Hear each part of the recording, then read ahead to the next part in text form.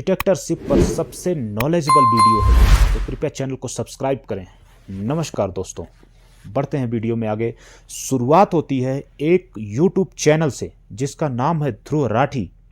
Channel पर 22 फरवरी 2024 को एक वीडियो पब्लिश होता है जिसके थंबनेल पर prime minister of India Narendra Modi का पिक लगाकर ऊपर टाइटल में लिखा था द डिटेक्टर।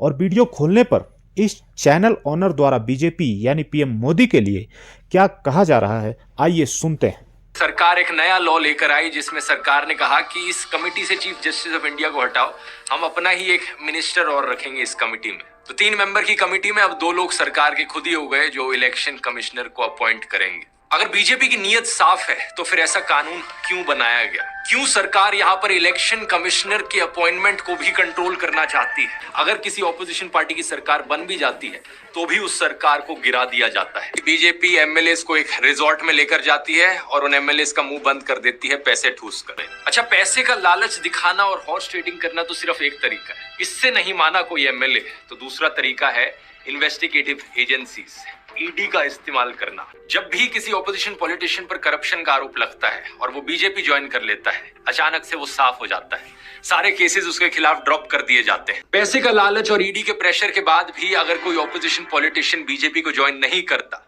तो उनके खिलाफ जो कार्रवाई है वो चलती रहती है और कई केसेस में उन्हें बिना कॉन्विक्ट किए जेल में डाल दिया जाता है और कई महीनों तक वो जेल में पड़े रहते हैं। ऑपोजिशन पॉलिटिशियंस को जेल भेजा जा रहा है। क्या डेमोक्रेसी आज के दिन देश में अभी भी जिंदा है क्या? आपका जवाब इसको लेकर कुछ भी हो, लेकिन एक चीज तो पक्की है, अगर हालात इसी तरीके से बिगड़ते रहे तो ज्यादा समय नहीं लगेगा नॉर्थ कोरिया और रशिया के लेवल तक गिरने में। जहां डेमोक्रेसी नाम में तो जरूर होगी, इलेक्शंस भी कराई जाएंगी, लेकिन असल मायनों में डेमोक्रेसी का अंतिम संस्कार हो चुका हो। आइए अब समझते हैं डिटेक्टरशिप है क्या और डेमोक्रेसी किसे कहते हैं, दोनों में अंतर क्या है। तो फर्स्टली एक्सप्लेन करेंगे डेमोक्रेसी को। डेमोक्रेसी का मतलब होता है लोकतंत्र, प्रजातंत्र या कह लो जनतंत्र।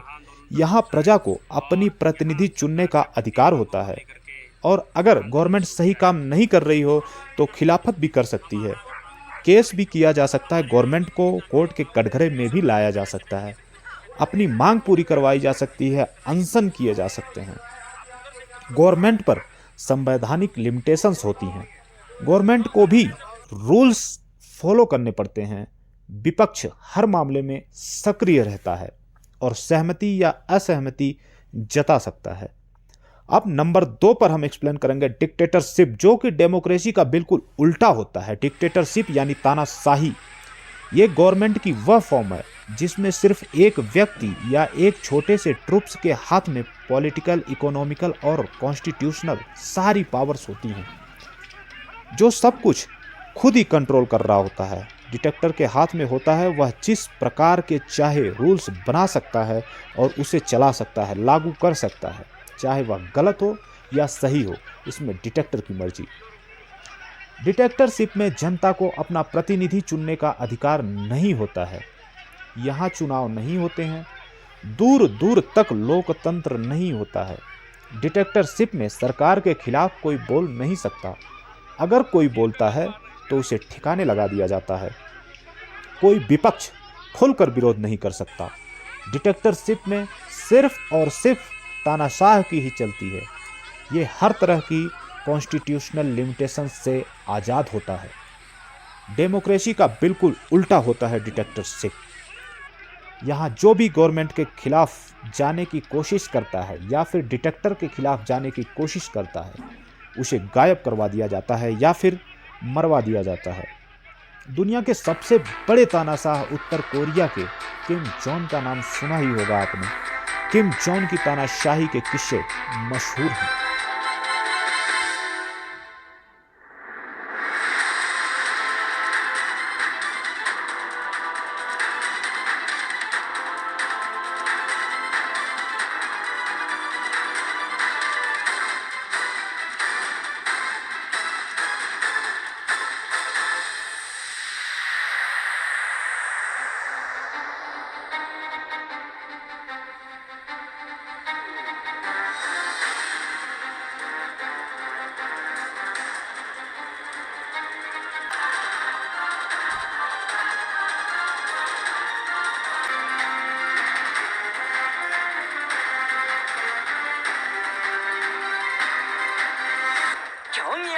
김정은 동지께서 국방과학연구 실용 시험 발사를 위한 전투 경보가 울렸습니다.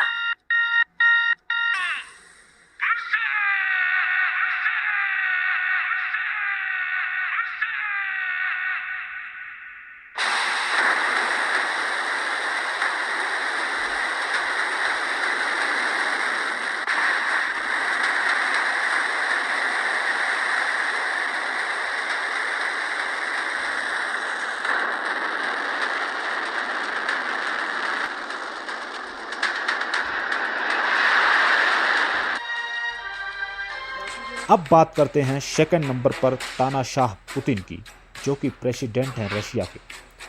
ये तानाशाहों की लिस्ट में आते हैं।